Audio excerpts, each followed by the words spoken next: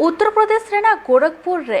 लेदाय don रे बेनाव आकान Twitter account ते यूपुरेन सीएम योगी चेतान रे हमला और गोरखपुर मंदिर बोमते ब्लास्ट होचो रेना हुमकी एम लेदाय और आरोपी सोनू आगरा पुलिस को अरेस्ट कर दिया और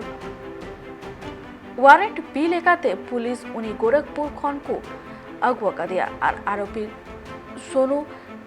फिरजोबाद हनत रे कनार और सोनू मिद चांदो लेकिते अरेस्ट करते जेल को भेजा कर दिया।